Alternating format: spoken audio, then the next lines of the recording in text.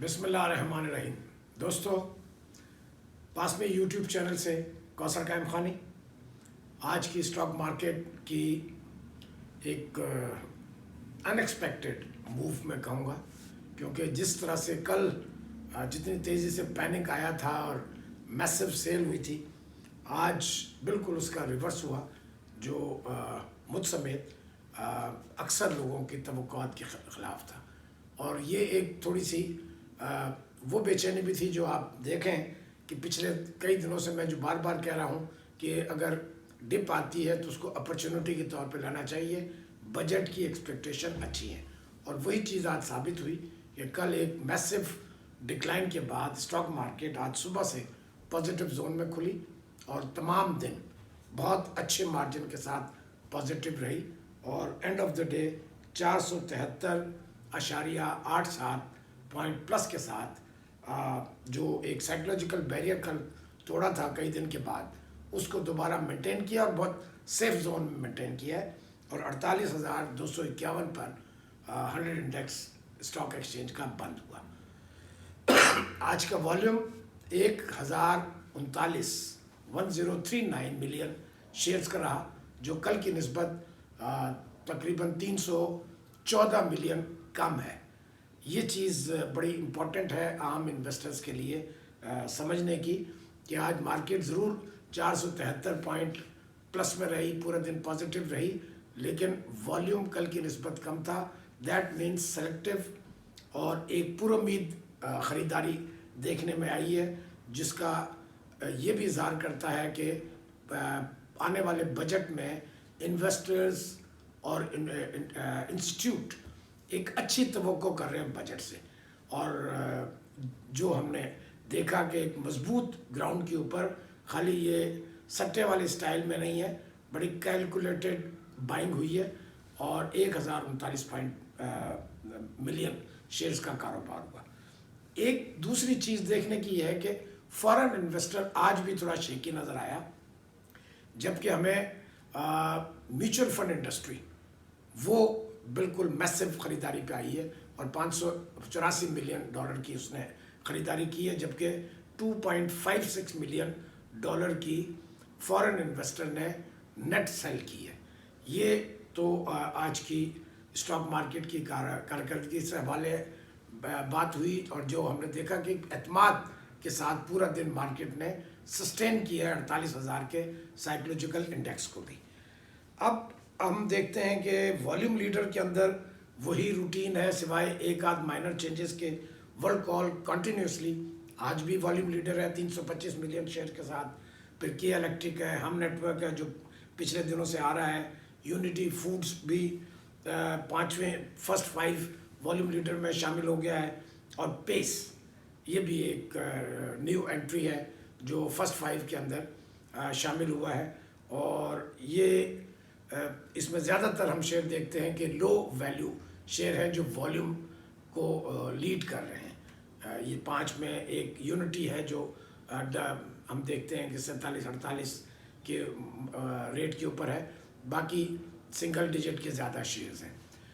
ये कारकर्दगी के अलावा हम आज आते हैं कि आज पाकिस्तान फाइनेंस मिनिस्टर शौकत तरीन साहब ने इकोनॉमिक सर्वे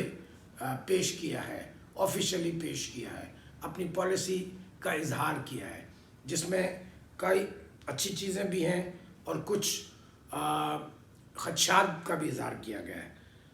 और मैं समझता हूँ कि एक अच्छा ले ऑफ है इस साल 2021-22 का बजट के हवाले से, और कई चीज़ें उन्होंने बहुत पॉजिटिव कही हैं और मेरी दुआ है कि काश उन पे अमल पैरा भी हो, क्योंकि अक्सर हम देखते हैं कि बजट अनाउंस होता है, चीज़ें बताई जाती हैं, लेकिन एग्जीक्यूशन के ऊपर आकर हम देखते हैं कि वो उसमें कहीं ना कहीं खामियां रह जाती हैं, कोई एग्जीक्यूटिव लेवल पर रह जाती हैं, ब्यूरोक्रेटिक लेवल पर रह जाती हैं, या सियासी हवाले से उसको एडजस्ट किया जाता है अनाउंसमेंट के बाद। तो ये अगर इसको जिस तरह से बजट पेश किया जाए, उसके ऊपर पूरा साल उस पर अमल किया जाए, तो मैं समझता हूँ कि ये एक ہمارے عام انویسٹرز کا بھی، انڈسٹریلسٹ کا بھی، اور بین الاقوامی سطح پر بھی فورن انویسٹر کا بھی اعتماد بڑھے گا ہماری اکانومی کے اوپر، جس کا فائدہ پورے ملک کو ہی ہونا ہے۔ آج جو انہوں نے بات کی شوکت ترین صاحب نے، 2-3 چیزیں بڑی امپورٹنٹ ہیں جو میں سمجھتا ہوں، اور شوکت ترین صاحب پرانے کھلاڑی ہیں اس میدان کے، وہ پہلے بھی مختلف ایگزیکٹو پوسٹ پہ رہے ہیں، وہ چیئرمین اسٹاک ایکسچینج بھی رہے ہیں، وہ ایس ایس سی پی کو بھی دیکھتے رہے ہیں، بینکنگ سیکٹر میں ان کی اسپیشلٹی ہے،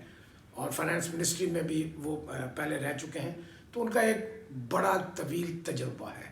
اور وہ تجربہ کاش عمران خان کی سنسیریٹی کے ساتھ مل کے اگر صحیح روپ دھار لیں تو میں سمجھتا ہوں کہ ہماری معیشت کے اوپر اس کے بہت اچھے اثرات ہوں گے۔ ایک چیز انہوں نے کہی پرائیویٹائزیشن کے حوالے سے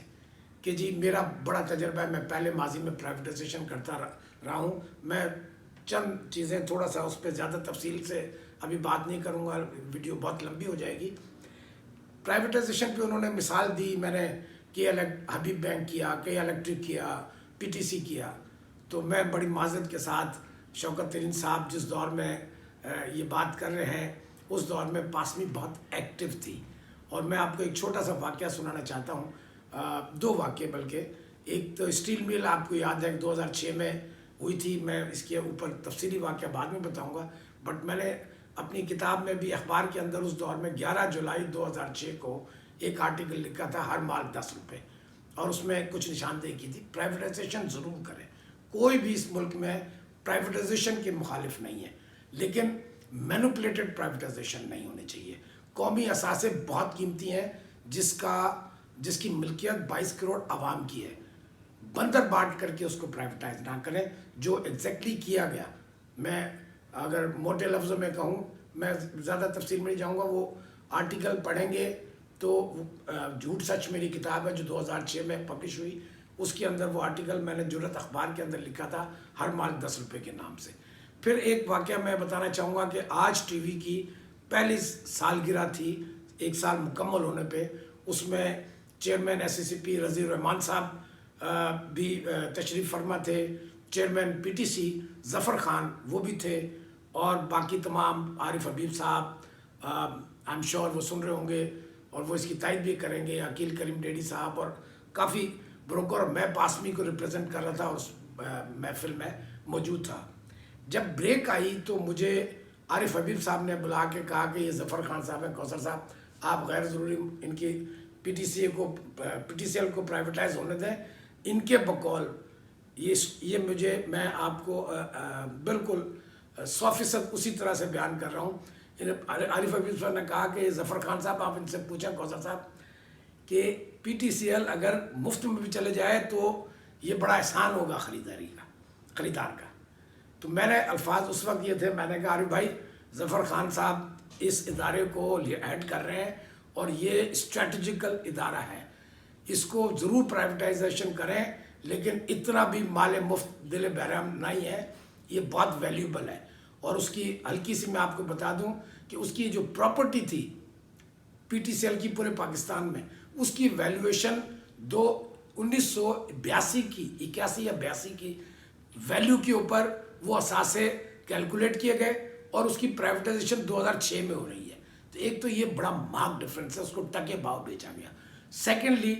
آپ سب کو پتہ ہے کہ اس بائنگ کمپنی نے جو کہ یو اے بیسڈ ہے، آج تک شاید $800 ملین سے زائد رقم پاکستان کو ادا نہیں کی۔ اس بات کو آج 15 سال گزر چکے ہیں، تو یہ حال نہیں ہونا چاہیے۔ شوکت ترین صاحب آپ بہت تجربے کار ہیں، اور میری التماس، میں ملتمس ہوں آپ سے کہ ضرور کریں پرائیویٹائزیشن، جو خسارے میں چلنے والے ہیں، لیکن وہ ورتھ ہے، آج کی ویلیویشن کے اوپر فیئر ڈیل کریں، ہم سب آپ کے مشکور ہوں گے۔ اور میں آخر میں یہی کہوں گا کہ پاسمی کا ہم نے ایک لیٹسٹ واٹس اپ گروپ بنایا ہے تاکہ انسٹنٹ انفارمیشن آپ تک پہنچ سکے۔ اس کا نمبر انشاءاللہ تعالیٰ آپ کو اس میں مل جائے گا ڈسکرپشن میں، اور جڑے رہیں، سبسکرائب کریں، اور زیادہ سے زیادہ شیئر کریں تاکہ زیادہ سے زیادہ لوگ مستفید ہو سکیں۔ بہت شکریہ، السلام علیکم۔